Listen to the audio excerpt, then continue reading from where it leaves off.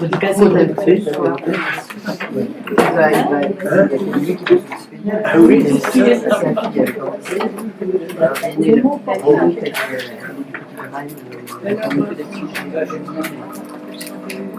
J'ai appelé, j'ai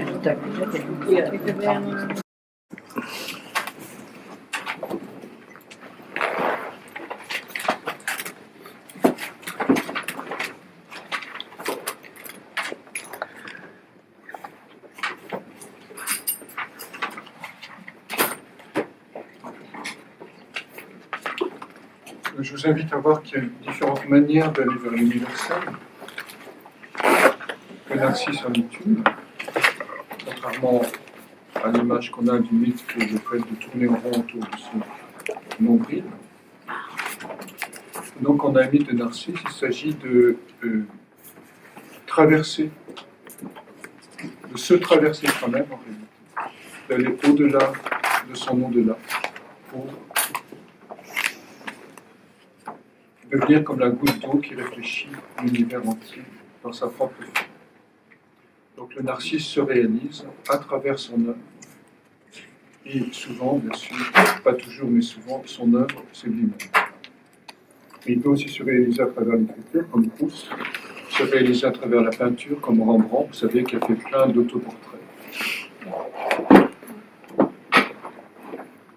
Je rajouterais aussi, par rapport à ce qu'on a vu hier, qu'on a besoin de Lune Pluton aujourd'hui, enfin des personnes qui sont marquées par Lune Pluton, pour justement accompagner cette transformation de notre société tellement narcissique et l'amener vers la métamorphose, c'est-à-dire la traversée du miroir et la connaissance, pas la connaissance au sens narcisse, hein, c'est-à-dire au sens de l'expérience directe de sa propre nature. Vous avez remarqué qu'on est dans un monde incroyablement narcissique. Les écrans sont des miroirs magiques qui nous parlent sans cesse des idiosyncrasies. Les écrans, je répète, les écrans sont des miroirs magiques qui nous parlent sans cesse des idiosyncrasies de notre culture. Les spectacles, vous avez remarqué que dans notre culture, en réalité, on ne parle que de l'humain. On ne parle que de l'être humain. Et on n'est pas conscient de la souffrance qu'on impose aux autres règnes de la nature, végétaux, animaux et minéraux. Alors, il y a quelques percées, ça veut dire qu'on commence à être dans la transformation du mythe de Narcisse, conscience de la souffrance, conscience de la souffrance qu'on impose aux autres. Mais d'une manière générale, on est encore dans la bulle de la médiocrité de l'humanité. Si on regarde ce qu'est un narcisse réalisé, c'est cette fleur dont on parlait hier, c'est-à-dire c'est cette capacité de donner l'essence de soi-même. Est-ce qu'il y a un exemple d'homme Est-ce que vous avez un exemple de réalisation narcissique De quoi? Réalisation d'une personne narcissique réalisée. Je parlais hier de Miraganga, qui était. Alors, si vous connaissez un petit peu l'Inde, on avait le Ramana Maharshi qui a repris la tradition de l'Advaita Vedanta, c'est-à-dire de la non-dualité, qui avait un disciple qui s'appelait Papaji, et c'est la femme de Papaji, Miraganga. Et donc elle est belge, donc elle est francophone. Et le jour de son décès, lorsque Papaji est décédé, elle a reçu l'éveil, la réalisation. Et son thème est les cancers ascendant Lion. Et là, alors, c'est quoi la réalisation? C'est ça qui n'est pas facile à comprendre. C'est un état qui n'est pas un état. Donc c'est très difficile de parler, puisque c'est se poser dans ce qui est à la source de la conscience et du mental, évidemment. Donc lorsqu'on touche au pur amour, on est encore dans une émanation du soi. Le pur amour, la pure clarté, la pure lumière sont des émanations du soi. Donc la technologie, entre guillemets, pour arriver à ça, je l'évoquais hier, c'est ce que disait Ramana Maharshi, hein, c'est-à-dire se poser la question qui suis-je? Qui suis-je? De ce qui suis-je, à cette question, toutes les identifications vont se dissoudre, car je ne suis pas ceci, je ne suis pas cela. Et la conscience d'éveil, enfin la présence de l'éveil va nous prendre par surprise là où la question s'épuise. Là où la question s'épuise. Donc effectivement c'est difficile d'en parler, mais ça se caractérise par une immense simplicité, par le fait que c'est quelque chose qui est au-delà du temps. Et donc on voit clairement la maya du monde, la grande illusion du monde, produite par le mental et toutes nos représentations. Et à ce moment-là, il y a une présence qui est en accord avec tout ce qui se passe. Et en fait, on croit que rien ne se passe, puisque tout ça, c'est le grand jeu du monde. Je vous invite à, je suis obligé de le faire rapidement, mais je vous invite à regarder, si ça vous intéresse, les vidéos de Ganga qui sont sur YouTube. Comment ça s'écrit si on peut dire Comment l'orthographie Ganga? G-A-N-G-A. Ça s'appelait avant Mira Ganga, maintenant c'est Ganga tout court. Alors faites attention, il y a deux Gangas. Il y a une personne qui s'appelle Gangaji, qui a été aussi disciple de Papaji, qui habite aux États-Unis, donc c'est la même filiation, mais c'est quelqu'un d'autre. Elle donne des séminaires au Portugal. Et si ça vous intéresse vraiment, elle vient à Paris, je crois que c'est le 21 octobre. 21, 22, 23 octobre. Oui. C'est ça.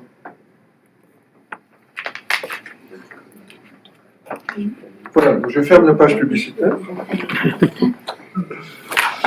Mais bon, c'est une des rares personnes réalisées que j'ai rencontrées. Il y en a encore deux ou trois, mais elle est vraiment intéressante.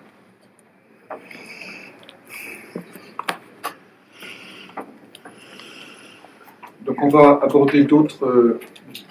Après, une des manières de réaliser Narcisse, bon, sans parler de la réalisation, c'est à travers son œuvre. Les grands narcisses produisent une œuvre, la détruisent régulièrement et reproduisent encore autre chose.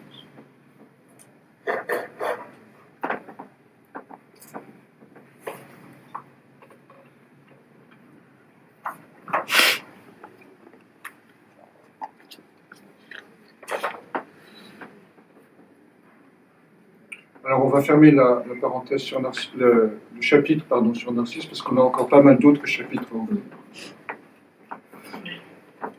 Et je voudrais ouvrir le chapitre après la Lune, passer à Mercure, c'est-à-dire ouvrir le chapitre Icare.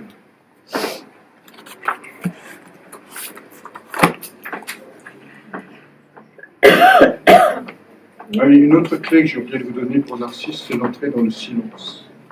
C'est faire disparaître l'écho. Vous savez, Narcisse rejette l'écho. Donc bien sûr, pour entrer dans ce processus de connaissance de soi au sens d'expérimentation du soi, le silence est bien sûr essentiel. Sortir du bavardage, cesser d'être un écho du monde, ou se poser tranquillement avec soi.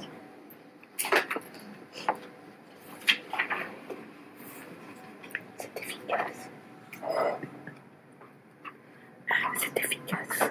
Oui.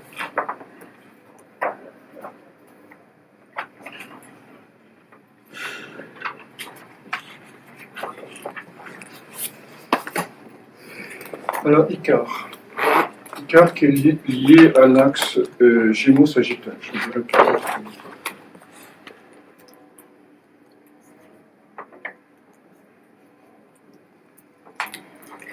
Donc, tout à l'heure, Narcisse, c'était une sortie, c'était le passage au fond du Gémeaux au Cancer. Vous voyez pourquoi? Passage de l'écho, rejeter l'écho, donc rejeter les Gémeaux, la dispersion du Gémeaux, pour entrer dans le fait de se centrer et de découvrir son essence, qui est le travail du Cancer. Le mythe d'Icare montre comment on va passer du Taureau au Gémeaux.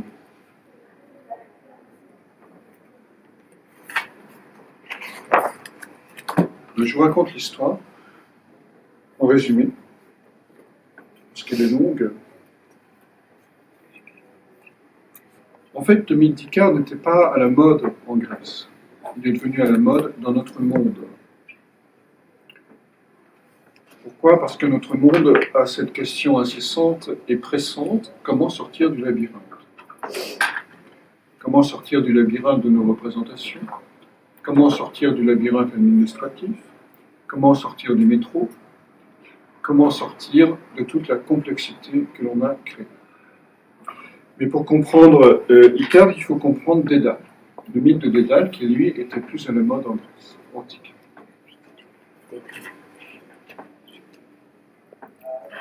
Alors Dédale, c'est le fils d'Europe, c'est le fils du taureau blanc. Zeus s'est métamorphosé en taureau blanc. Il a meuglé d'une façon tellement harmonieuse et jolie qu'une dame qui s'appelle Europe a monté sur son dos et ils sont tous les deux traversés la mer. Donc ils ont déjà commencé à s'élever en réalité pour aller se poser sur l'île de Crète où ils ont eu plusieurs enfants, dont Minos. Minos voulant dire le fils du taureau.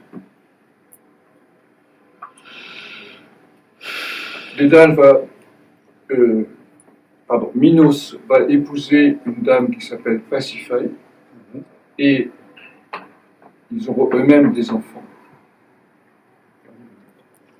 dont le fameux Minotaure. Comment est né le Minotaure?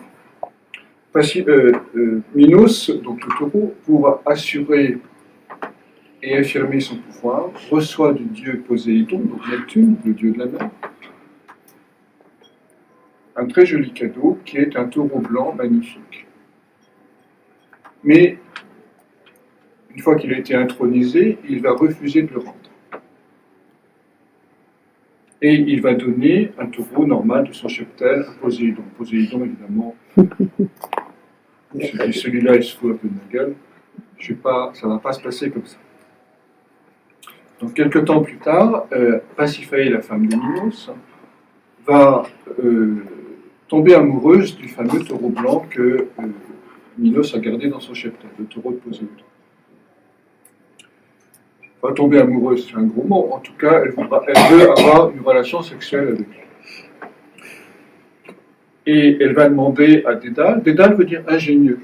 C'est le type de l'ingénieur moderne, en quelque sorte, Dédale. Donc Dédale, il va lui fabriquer un joli jouet qui est une vache de bois sur roulette.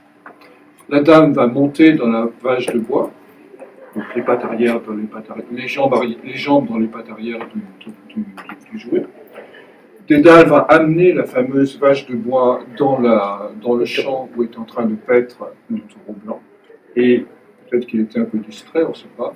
Il va monter le jouet, c'est-à-dire monter Pasiphae.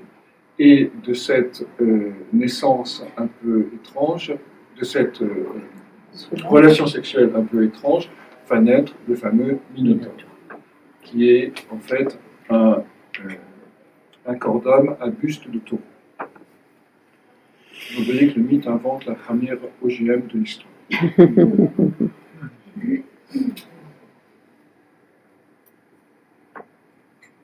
Minos va avoir honte de cette progéniture et il va demander à Dédale de créer un labyrinthe pour cacher en son centre le Minotaure.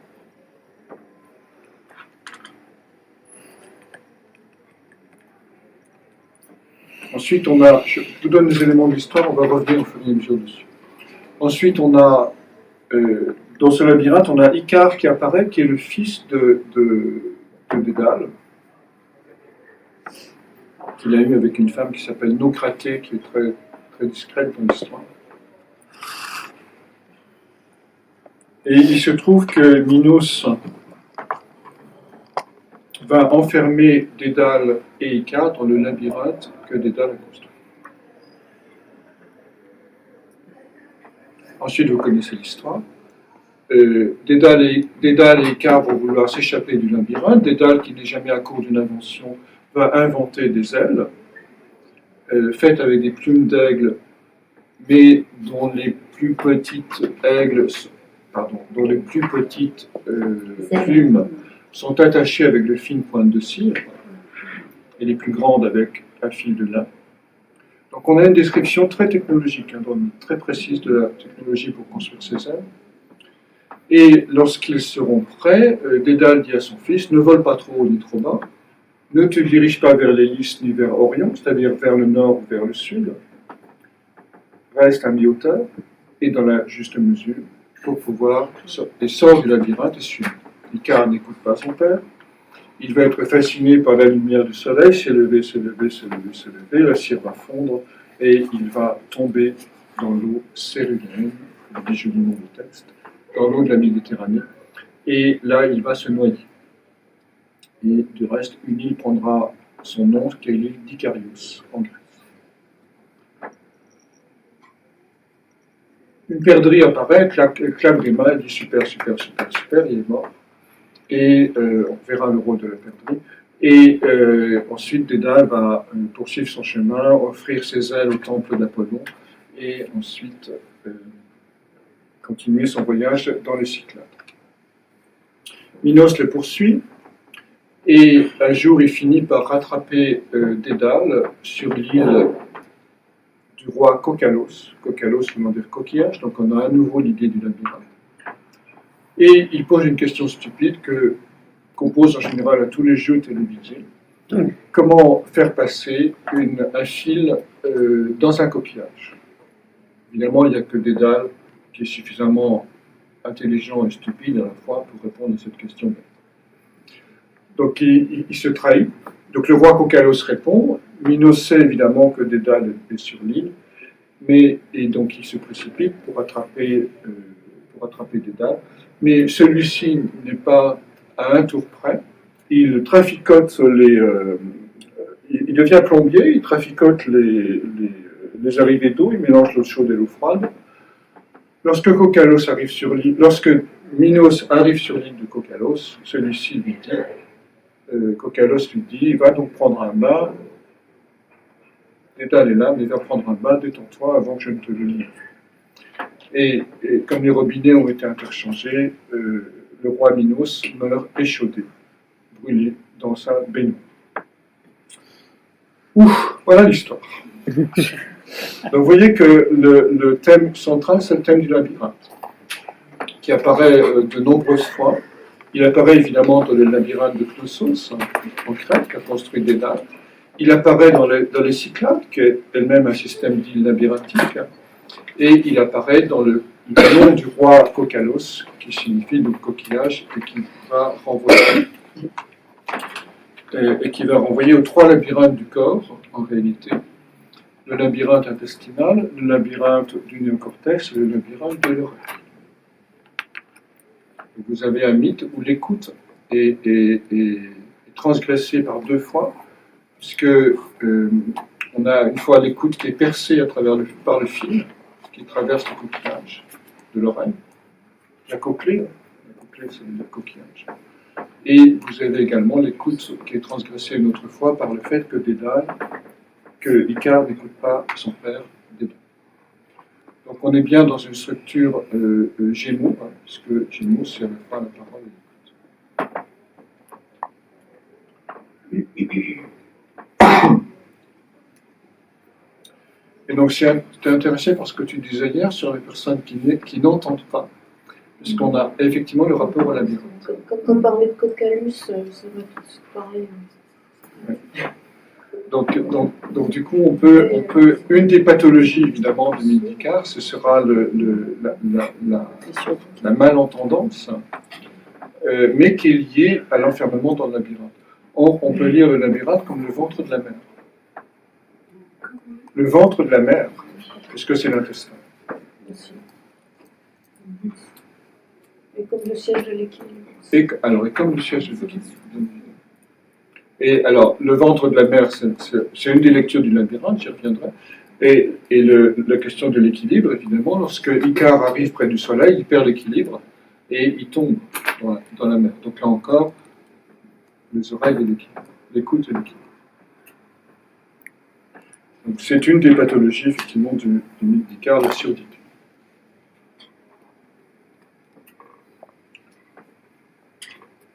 Donc, je vais revenir sur les mythologènes pour essayer de comprendre qu'est-ce que nous raconte, au fond, cette histoire.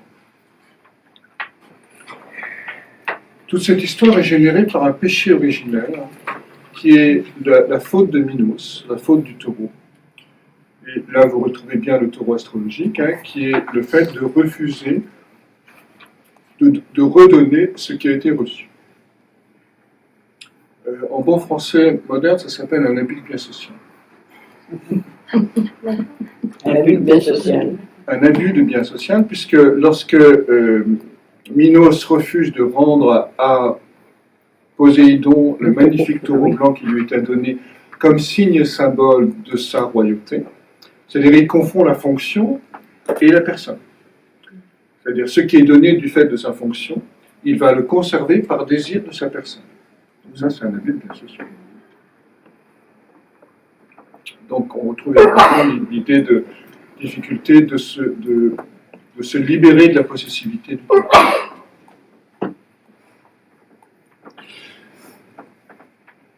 Donc le mythe met en scène 2 ou 3 conditions dans lesquelles la possession n'est pas légitime.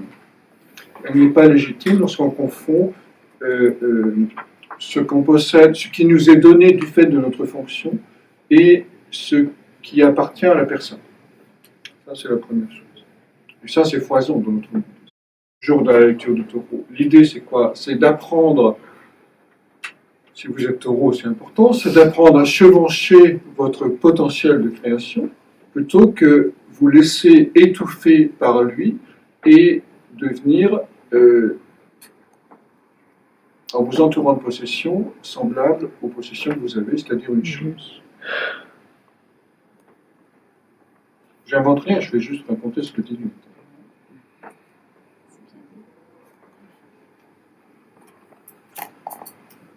Chevaucher le taureau, ça veut dire quoi?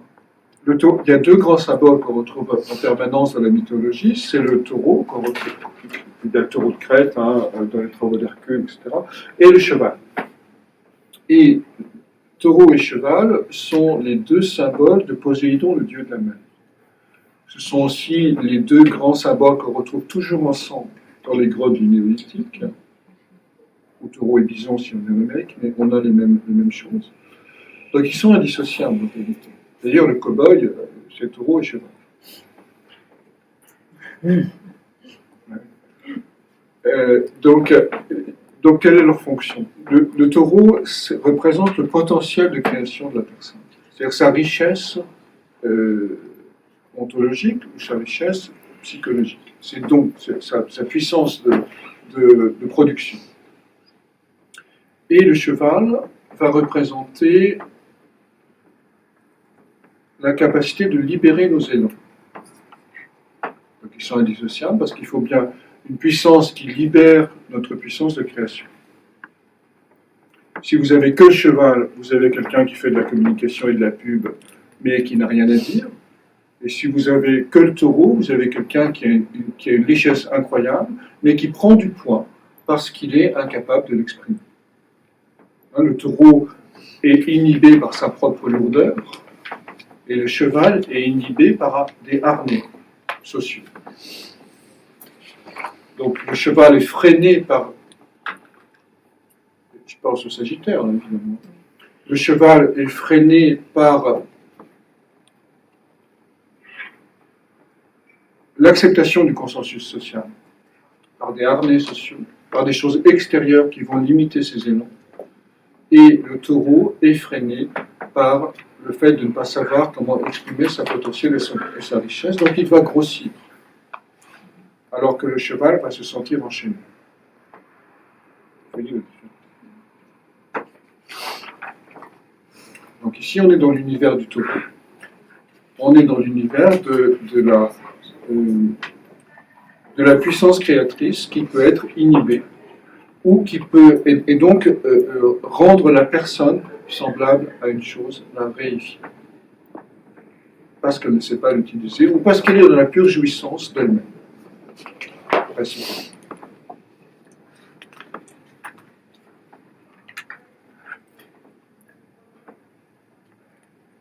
Donc, première condition illégitime de la possession,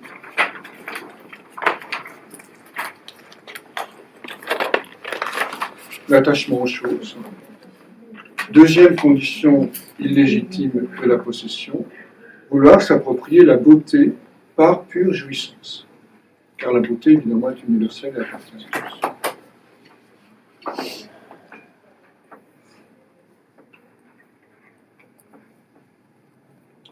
Et ça va donner naissance à un monstre qui s'appelle le Minotaure, qui veut dire le fils du taureau. Alors, je ne vais pas épiloguer sur le Minotaure, puisqu'il va être tué par Thésée, etc. Donc ça, c'est une autre branche de l'histoire. Ce qui va nous intéresser ici, c'est comment c'est un truc très, très lié à Vénus du taureau notamment, mais aussi de la balance en réalité. C'est la honte. Minos a honte de sa progéniture. Il a honte du fils du taureau, du Minotaure. Progéniture qui a eu Pasiphae avec le taureau blanc au début de l'histoire. Donc la honte est un truc lié à Vénus dans les thèmes astrologiques. Et plusieurs fois dans les mythes, Vénus se retire sur son île, Chypre, parce qu'elle a honte de ce qui s'est passé. Donc vous voyez que cette déesse à la fois volage, séductrice et qui semble libre dans ses désirs, c'est une femme libre, mais en même temps c'est une femme qui peut expérimenter l'archétype de Taurus. Pour cacher la honte, Dédale va construire le labyrinthe.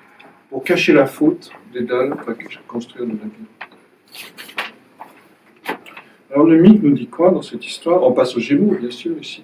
Alors le labyrinthe est construit à Knossos, sur l'île de Crète, où il y a cette fameuse ville qui est Knossos, qui est le palais labyrinthe, qui est un élément historique. On a retrouvé le palais de Knossos avec le labyrinthe. Or, Knossos veut dire gnose.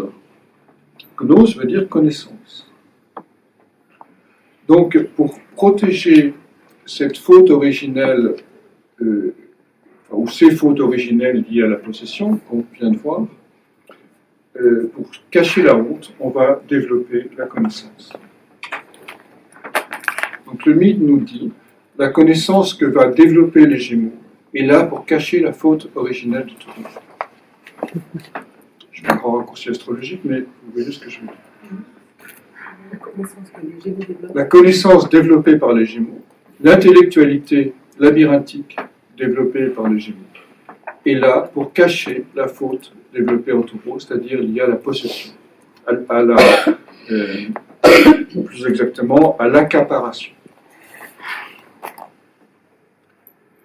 C'est-à-dire l'inversion du système, c'est-à-dire un taureau normalement constitué devrait être chevauché par la conscience. C'est-à-dire qu'on devrait faire comme les chamans qui chevauchent, c'est-à-dire chevaucher, c'est quoi?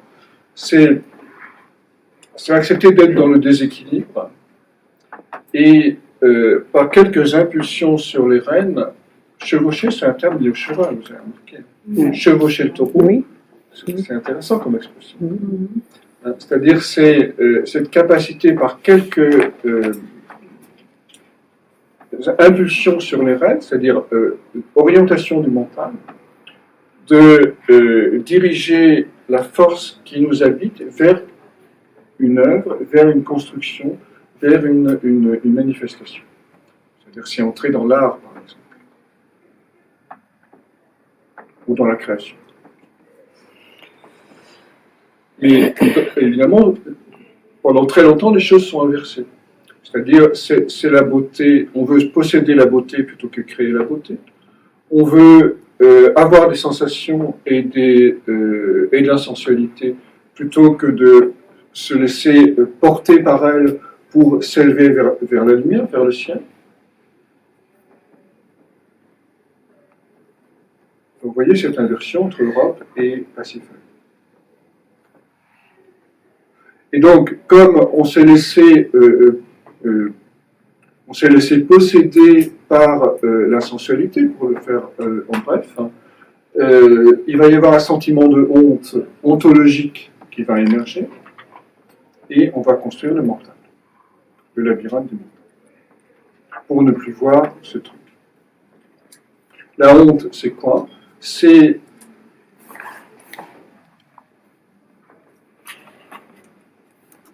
le voile c'est le dernier voile qui nous empêche de contacter directement le soi.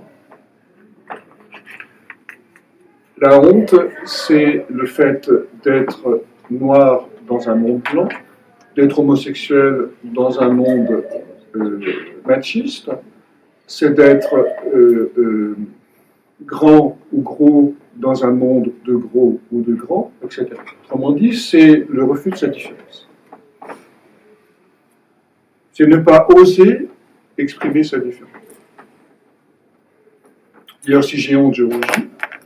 Je deviens comme un fanal qui dit « je suis différent ».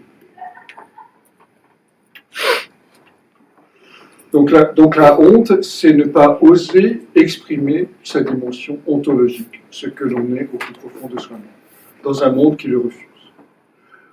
Donc c'est un sentiment d'exil. Or, l'exil est omniprésent dans l'histoire. D'abord, le coquillage est le symbole de l'exil dans la tradition grecque, et ensuite, Dédale a été un grand exilé. Donc, dans un premier temps, le sentiment de sa différence, de sa propre lumière, de sa propre puissance de création qui est à nul autre pareil, est quelque chose qui est de l'ordre de la honte parce qu'on n'ose pas l'exprimer dans le monde social dans lequel on vit. Donc on va faire des études et faire comme tout le monde pour être un enfant sage. Vous me suivez ? On va construire le labyrinthe de Knossos, de la gnose, de la connaissance. Donc le mythe nous met en garde ici, même la connaissance spirituelle, la gnose, peut être un obstacle à la réalisation du soi.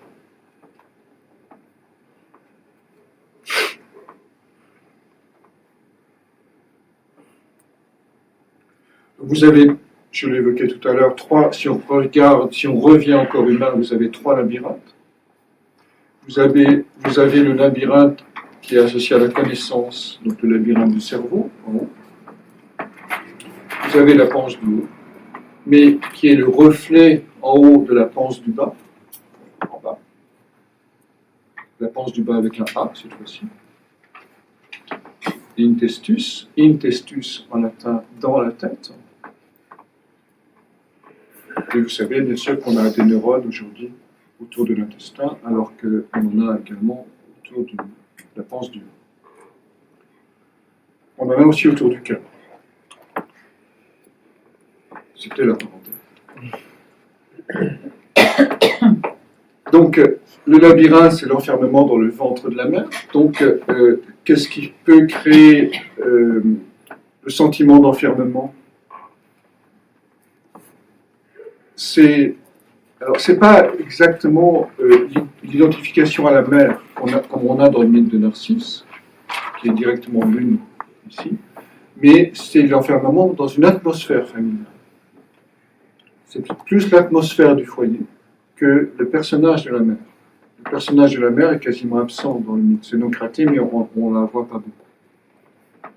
Donc disons que c'est une atmosphère familiale lourde, pesante, avec beaucoup de non-dits, qui va provoquer, en cas de pathologie, la surdité.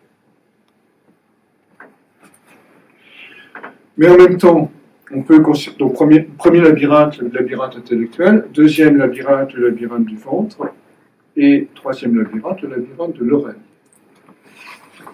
Là, évidemment, on va s'enfermer dans l'écoute, c'est-à-dire on va s'enfermer dans toutes les informations qu'on reçoit et qui créent aussi une espèce de confusion intellectuelle.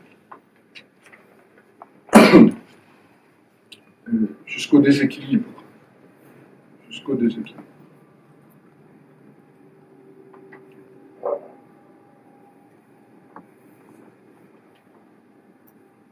Or, un jour, on est saturé de séminaires, on est saturé d'informations, on est saturé de complexité, et on n'a qu'une envie, c'est sortir du labyrinthe. Dédale, à nouveau, l'ingénieur, va nous inventer un truc qui s'appelle les ailes.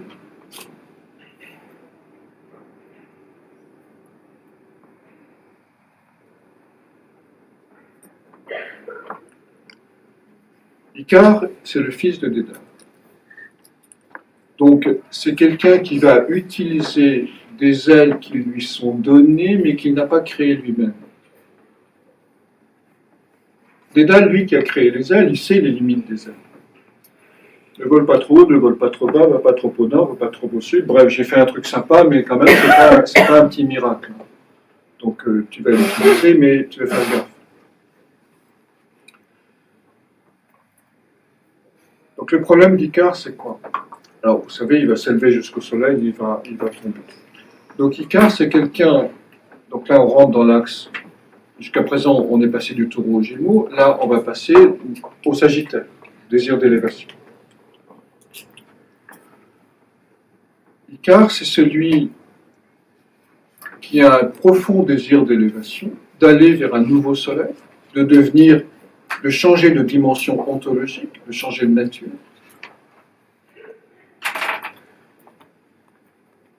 Mais qui va vivre la désillusion, la déception, qui va chuter. Donc si vous êtes icarien, vous avez évidemment successivement des élévations et des chutes, des élévations, exaltation, banalisation, exaltation, banalisation, exaltation, banalisation.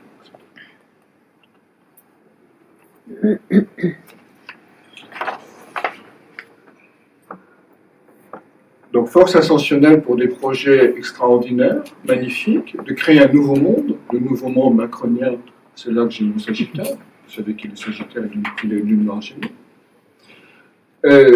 Mais avec cet enthousiasme profond pour aller vers quelque chose de plus lumineux, de plus clair, qui s'appelle un nouveau soleil, un nouveau monde. Mais évidemment suivi d'une chute. Pourquoi ? Parce que Icare n'a pas ses ailes chevillées à son propre corps. Il a des ailes construites par les générations antérieures, par Dédale, par son père, qui sont là pour sortir du labyrinthe, c'est-à-dire sortir d'une situation complexe, et non pas parce que il est propulsé par son soleil intérieur.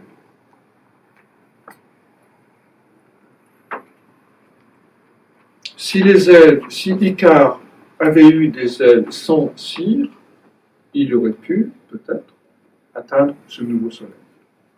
Or, le latin sans cire se dit sin sera. Sin, sans, sera, sin. Qui veut dire sincère. Donc si Icare avait, et on retrouve évidemment la pathologie du mensonge dans les Gémeaux, si Icare avait été sincère, il aurait pu atteindre ce nouveau sommet, sans cire. Donc évidemment, une dimension que va questionner le signe des Gémeaux, c'est la question de la vérité et du mensonge. Je vous invite à nouveau à ne pas le voir sous l'angle moral. La vérité et le mensonge formant un archétype, c'est-à-dire une réalité qui est à la fois ombre et lumière. Juste pour vous donner un exemple, Saint-Exupéry, qui avait un joli mythe d'Icare, puisqu'il était aviateur, un jour, lorsqu'il a 10 ans, il se promène autour d'un aéroport et il rencontre un pilote qui lui dit « Écoute mon petit, est-ce que ça t'amuserait d'avoir un baptême de l'air ?» Ah, il a les yeux qui commencent à briller et il dit ouais, ça m'amuserait vachement. Et le pilote rajoute bien sûr, est-ce que tes parents sont d'accord? Sa mère n'était pas d'accord, il lui avait dit surtout monte jamais dans un avion. Pourtant Saint-Exupéry dit ouais, ma mère est d'accord. Et donc il fait un baptême de l'air. Et c'est ça qui a évidemment provoqué sa vocation. Donc vous voyez que c'est parce qu'il a menti, qu'il n'a pas écouté les conseils de sa mère, ici en l'occurrence, qu'il a pu réaliser son mythe fondateur. Et vous voyez aussi qu'il est mort exactement à la manière du mythe, c'est-à-dire il a été abattu au sud de Méditerranée en 1944, si je ne m'abuse, par un pilote allemand. Et il n'a pas essayé de se défendre. Donc il a effectivement, comme Icare, plongé dans l'eau méditerranéenne. Donc Saint-Exupéry a vécu d'une manière quasiment littérale le mythe d'Icare. Et au début de sa vie, il a commencé par être ingénieur et réparer des avions. Donc il était dédalé. Donc vous voyez que des scénarios de vie sont des mises en scène en réalité de structures mythologiques. Donc on pourrait faire la même démonstration. Alors, la même démonstration avec Kipling, par exemple. Mais lui, Kipling, c'était l'axe 5-11, c'était un jumeau sagittaire de l'axe 5-11, si je ne m'abuse. Donc c'est à travers son œuvre qu'il a vécu le mythe d'Icare, et notamment en défendant de manière très ferme l'impérialisme anglais aux Indes, et lorsque, bien sûr, tout ça, on a eu le reflux de la colonisation, et toute son œuvre a chuté dans la guerre,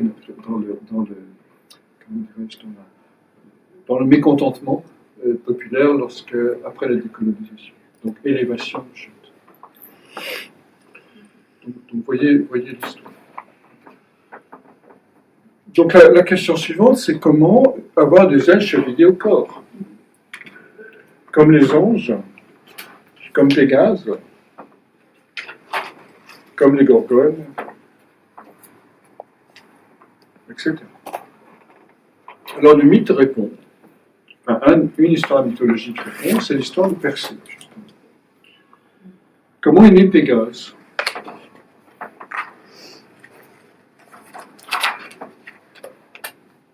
Un jour, une jeune et jolie dame qui s'appelle Méduse. Non, mais à l'époque, elle était jeune et jolie.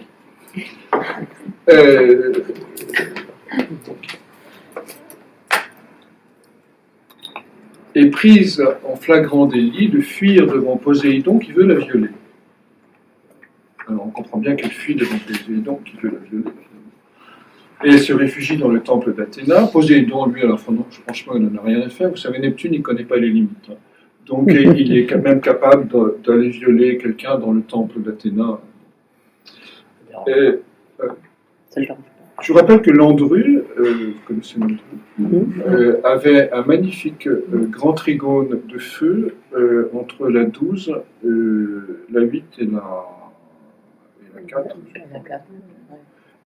Longue, des serpents qui sifflent au-dessus de ses têtes, des yeux exorbités qui foudroient du premier regard tous ceux qu'elle voit, etc. Donc Méduse, c'est la matérialisation de la haine du fait d'avoir été violée.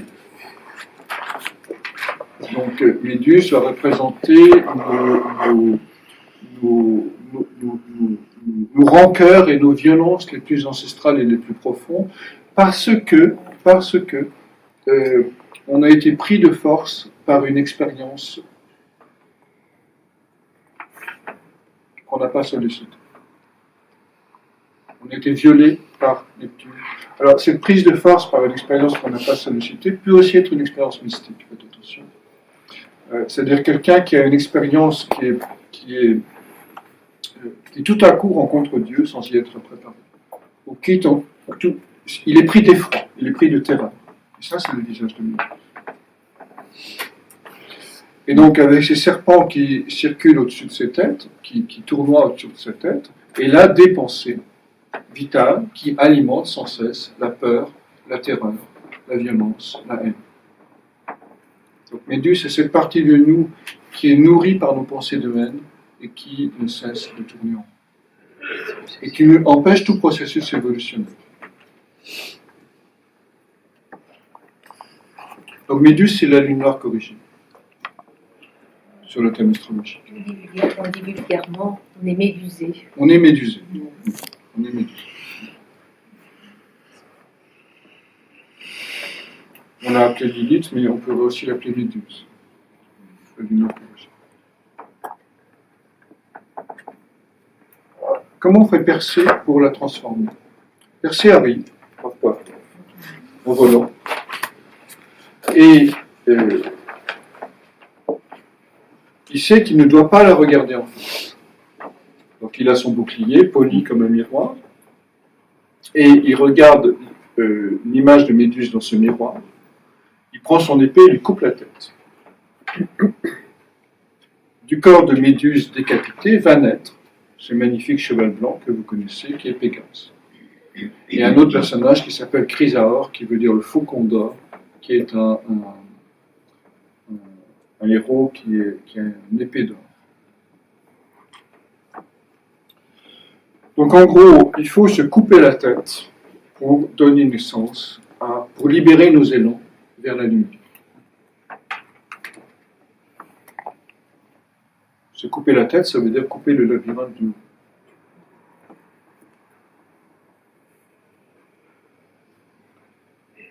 Il ne faut pas regarder nos peurs les plus profondes en face, mais seulement le reflet dans le miroir.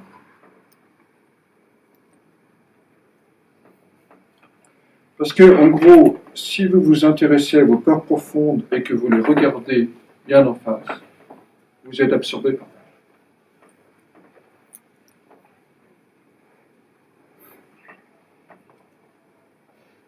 Donc l'idée, c'est pas tellement de s'intéresser à l'ombre, pour le formuler en termes jungiens,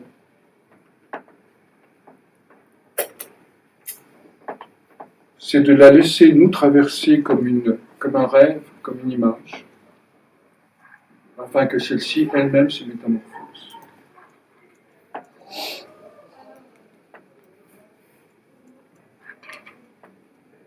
Et on voit aussi dans ce mythe que l'ombre est notre ressource, c'est-à-dire que le lieu de nos plus grandes peurs est aussi l'espace d'où pourra naître le cheval de Dieu.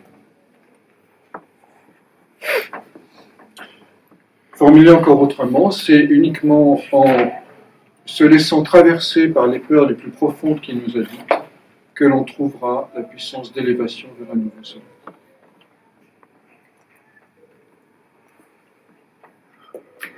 Il faut déjà les reconnaître. Dans le miroir. C'est-à-dire dans les événements, dans le monde extérieur, etc. Ou dans les rêves. Mais il faut déjà les reconnaître. Et pour les reconnaître, il faut quitter le labyrinthe mental.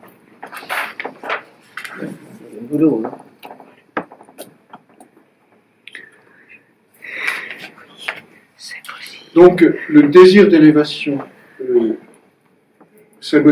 représenté par l'axe Gémeaux-Sagittaire en astrologie, ne peut s'accomplir dans la sincérité, sincera, que si l'on ose se confronter à ses peurs les plus profondes, c'est-à-dire la lune noire corrigée dans le thème astrologique.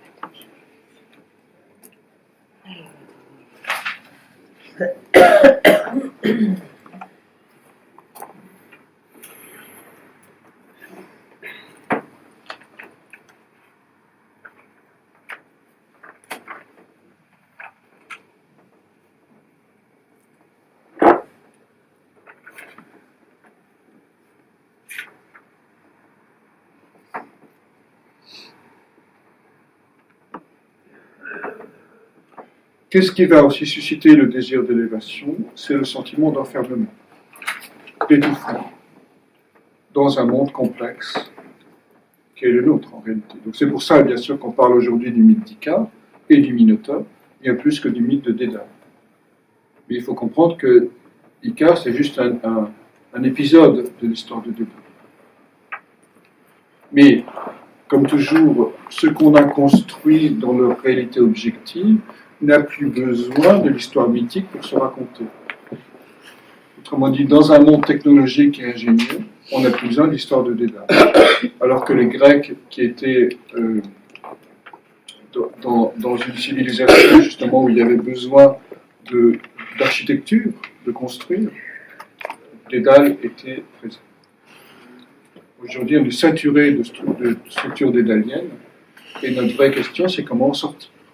C'est-à-dire comment aller vers un nouveau monde à partir de la complexité, qui est en fait le reflet exact de la complexité de nos pensées. Le monde dans lequel on vit est le miroir exact de nos plus intimes pensées et de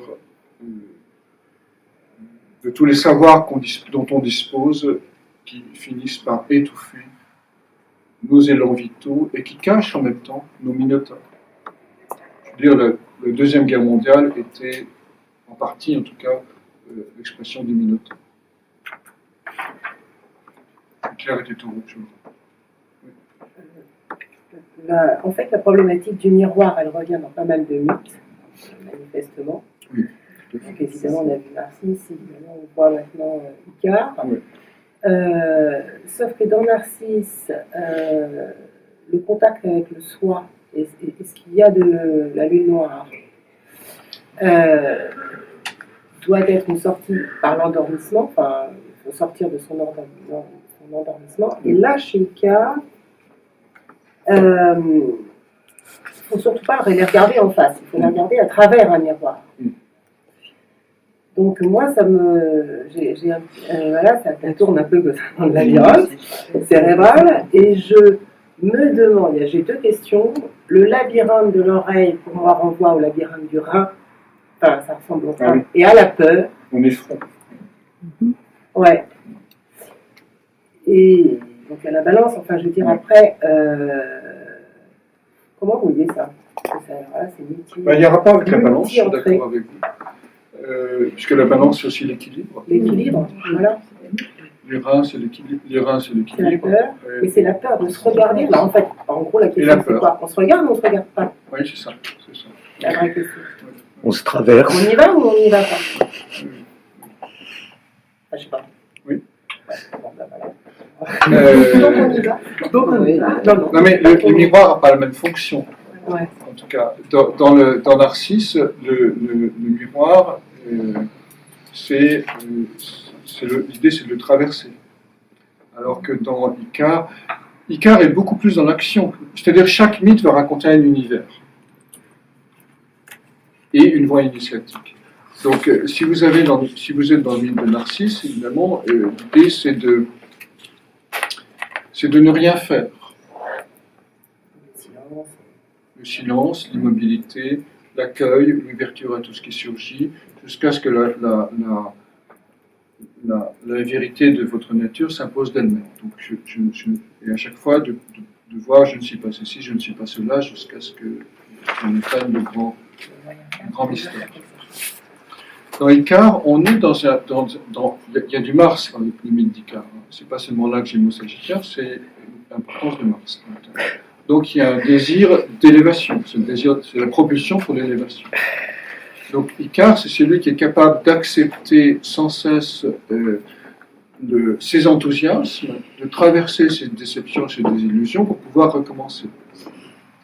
Jusqu'au jour où il va avoir de vrais ailes de chair. C'est-à-dire il va comprendre que pour aller vers la vérité de lui-même, il doit traverser ses peurs les plus profondes et transformer la fuite en élévation.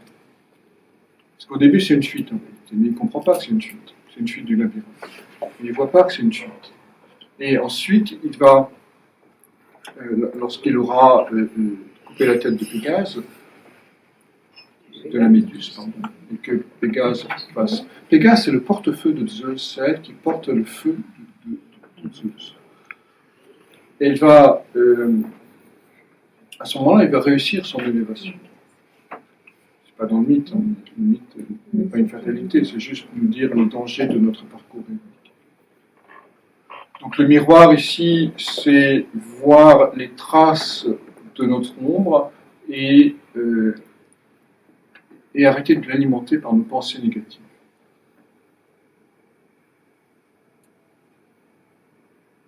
Quant à la balance, effectivement, on a sans doute une composante balance dans le mythe d'Icare. Ne serait-ce que le rapport à la beauté dont on parlait.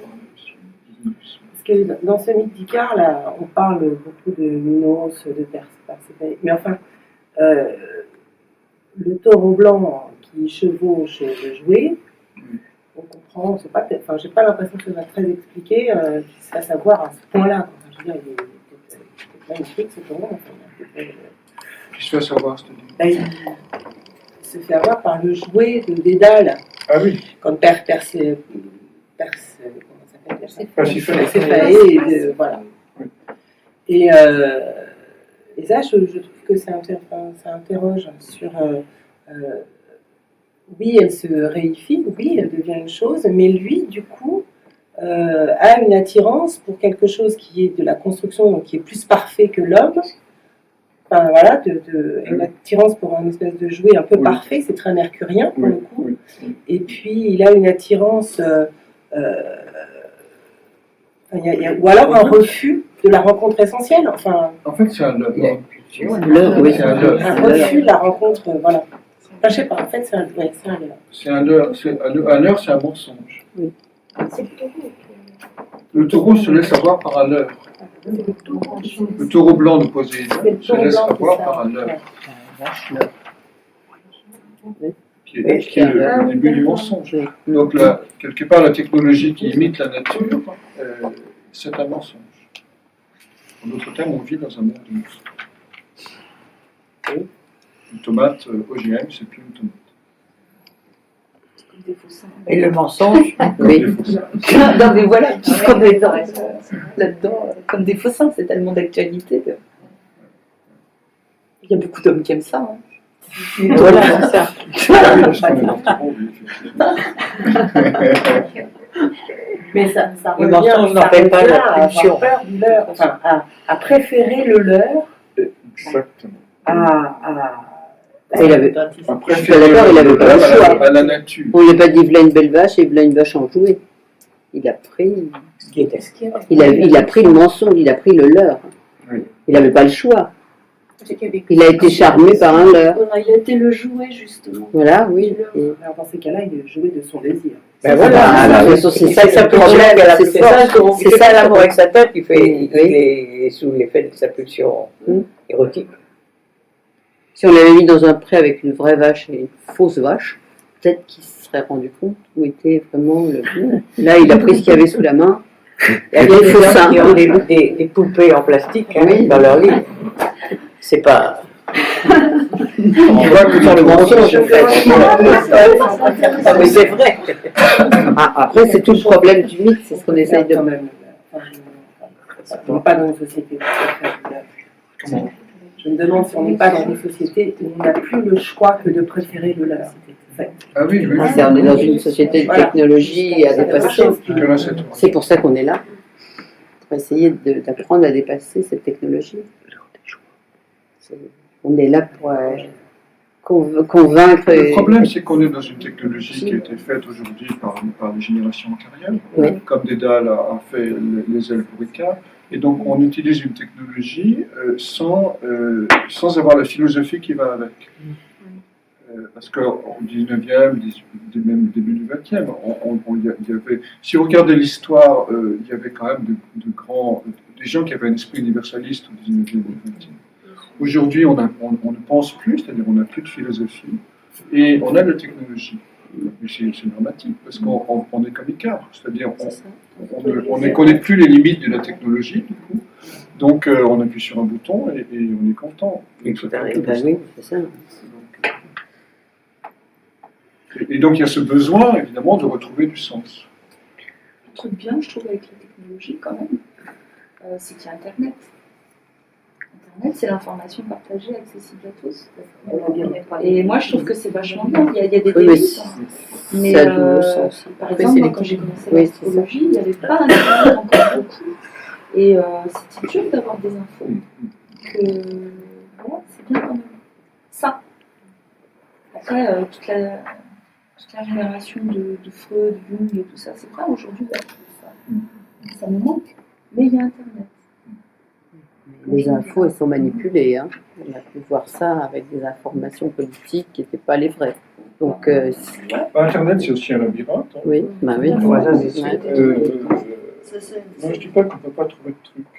Je dis simplement qu'on est dans un rapport au temps qui est différent. C'est-à-dire, la question. Alors, on va parler de Chronos. Tiens. On parlera du mythe de Prométhée, mais je vais vous dire un mot de Chronos. Chronos, c'est le dieu qui est enceint de ses enfants. Vous savez, il avale ses enfants. Donc, on peut le Chronos qui a donné Chronos le temps. Enfin, en tout cas, c'est pas la même racine, mais il y a un rapport. Et Saturne. Donc, la fonction de Saturne, c'est quoi? Dans le mythe, c'est d'avaler, c'est de devenir enceinte de ses œuvres. Pour les faire naître une deuxième fois, c'est-à-dire au bout d'un moment, de les recracher. Parce qu'il a avalé Métis, la ruse. Donc Chronos, c'est cette fonction qui va laisser maturer les choses dans son ventre avant de les recracher dans le monde. Donc la fonction de Saturne, la fonction du temps, c'est la métabolisation de l'information pour permettre la seconde naissance. Donc, hors Internet, c'est un truc uranien sans Chronos. C'est-à-dire, on a plein d'informations et patati et patata, mais on n'a jamais le temps, on ne prend pas le temps en tout cas, de les absorber, de les métaboliser, de les faire siennes, avant de les recracher. On peut le voir comme ça. Tu peux aller piocher de Mais après, l'information. rien ne nous pour te empêche la de le mettre, faire en tant voilà. qu'individu, bien sûr. Ah bah oui, Tu heureusement. vois. Effectivement, faut Parce que trier. sinon- Après, il faut trouver. Je suis d'accord, ça peut tout en bien même avec pas la- trier. Mais c'est bien aussi. Enfin, Non, mais je dis pas que c'est pas bien, mais il faut savoir l'utiliser. Oui, Sinon, c'est ça. Bah, Oui. oui. on se perd dans les erreurs. Moi, je sais pas à vous, mais moi, quand j'utilise Internet, je clique sur un machin, je clique sur un machin, je clique sur un machin, et je sais plus où je suis. Ben voilà. Ah bon? Ah, c'est la tour d'araignée. Pas moi. Mais après, c'est vrai que si on veut se spécialiser dans un truc, on peut avoir les infos, prendre le temps. Oui, absolument. Quand même. Et comme tu dis, c'est uranien. Et donc, ça permet quand même d'avoir une illumination quelque chose, quoi. Oui. Tu vois, tu vas chercher de l'info, t'as plein de trucs. Oui, Et ça, c'est pas mal. c'est uranium. T'as de l'uranium sur ton Ben, sûrement, ouais, je pense. Ouais, je suis ascendant Capricorne, hein, Oui. mais j'ai le verso intercepté. En un, Ça fait pas forcément une dominante, mais c'est. je pense, ouais. Mais moi, je dis qu'Internet est mon ami. Alors, on va. Je Ouais. rebondis juste sur ça. Je pense que c'est très compliqué de faire le vrai du faux sur Internet, de trier. Je ne suis pas sûre qu'on soit vraiment capable en réalité de savoir ce qui est vrai et de savoir ce qui est faux. C'est très très compliqué. Et puis ça pose la question, je ne sais pas si on le fait dans le cas, mais ça pose la question d'une réalité, quelle qu'elle soit, quand elle est partagée par plusieurs, elle devient la réalité dominante. Et qu'est-ce qu'on fait de ceux qui ne partagent pas cette réalité? Et la réalité dominante n'est pas forcément. Enfin, voilà, c'est pas Oui, forcément. c'est tout à fait sur la Enfin, voilà, la réalité, c'est un peu. Voilà, c'est un petit peu la question. Qu'est-ce qu'on prend pour réel? Alors, pour le coup, On est sur le cas, c'est-à-dire, Voilà. qu'est-ce qui est vrai? C'est la grande. est-ce que c'est parce que c'est partagé par le plus grand nombre ou pas? La grande question de penseur sera qui suis, la grande question du cas sera qu'est-ce qui est vrai. Et la question de la vérité et du mensonge est compliquée. Parce que, d'une part, c'est le mensonge qui peut permettre la vérité, exemple Saint-Exupéry. En science, n'est considéré comme vrai, n'est considéré comme scientifique que ce qui est falsifiable. C'est-à-dire que ce dont on peut montrer que c'est une erreur. Pour le dire autrement, j'aime beaucoup la formule de Nietzsche qui disait « toute vérité est une erreur en sursis ». En gros, c'est ça.